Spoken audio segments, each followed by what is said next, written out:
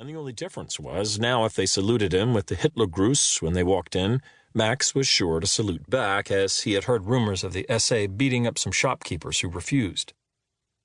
Feinstein still had a line for bread, albeit a little shorter than it once had been. Even as the jeweler down the block hung a sign in the window that Jews were no longer welcome there, most people in Gutenstadt still wanted Feinstein's bread.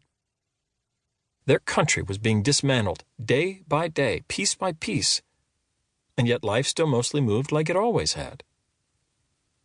But Max could not forget what he'd seen when he'd gone into the closet, the flashes of memory returning to him time after time. He felt this incessant need to pay attention, to look closely, keep track of everything so that if, or when it came time, he would be there to save Hanna. He would change the future he saw for her and protect her. In April, the SA declared a boycott of all Jewish shops and businesses, and Max thought for sure everyone else around him would finally take notice. "Hitler can say whatever he wants," Elsa said, sounding more flabbergasted than alarmed, "but I've always bought my bread from Feinstein. Where else would I get it from?" And most people agreed with Elsa. The boycott only lasted one day because the German citizens, the people Max had known all his life, did not want to follow such a thing. "See," Hanna said to him the following evening, "we're still more powerful than one man. Us Germans are not going to let anything terrible happen like you keep saying." Then she tucked her violin under her chin, and she closed her eyes and played. The music echoed through his shop in a way that felt natural now. When Hanna wasn't there, the shop was too quiet.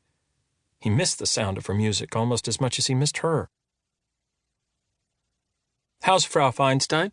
Max asked Herr Feinstein when he walked outside to unlock his shop the next morning, and Feinstein was out front of his own shop sweeping the sidewalk. Max asked after Frau Feinstein every time he saw Herr Feinstein on Hauptstrasse these days, a question that Feinstein always seemed puzzled by from his slight frown in response. Max had known the Feinsteins since he was a young boy, and he had never thought to ask after Frau Feinstein before he had glimpsed a future where something terrible had happened to her. "She's well. Very good," Feinstein said now, sweeping. "My sciatica is acting up." He stopped sweeping for a moment, put his hands on top of his broom and looked around. "And I will tell you, Maxwell, I'm too old for this." Max couldn't tell whether he was talking about his sciatic pain or about Hitler.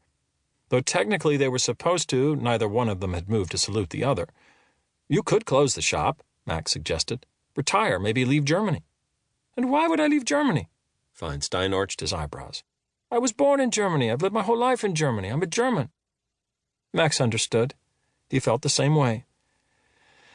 It was hard to imagine leaving everything he'd ever known, leaving his country. Why should they have to go? It was their home. But he didn't know how much longer staying would truly be an option for any of them either. Herr Feinstein stopped sweeping and clapped Max gently on the shoulder. "Let me get you a loaf of bread, mein Jung," he said kindly, just as he had so many other mornings. The gesture was so fatherly, and it suddenly made Max long for his own father. If only his father were still here, he could help Max sort out everything happening in Germany, help convince Feinstein and everyone around them to take the growing threats seriously. But when Feinstein handed him the bread, what else was there for Max to do now but take it and return to his shop alone? And life moved on still, just as it always had. In May, Hanna had a recital in Berlin with a quartet group she played with at the Lyceum. It was a concert in the public square to celebrate springtime, the coming of summer, and the end of the term at the Lyceum. Several student groups had been invited to play. Hanna had played in it the year before also, but Max hadn't thought twice about it then. This year, he worried. Universities had begun firing Jewish professors, but so far Hanna's teacher had escaped being let go at the Lyceum because of his rare talent. It was not the same as a professor of mathematics or science, Hanna said, who seemed to be more easily replaceable. Herr Fruchtenwalder could not be replaced, and even Hitler cared about music. "It's like you want to invite trouble in," Max said to her, as she tried to dismiss his concerns about the night concert in the city. This May was not the same as last May. 4 students, 2 of them Jewish, playing in the public square after dark. He couldn't imagine them being well received. "Playing is inviting trouble? Oh, Max, really?" Hanna sighed. He tried to wrap his arms around her, hold on to her in a hug as if his body could make her understand more.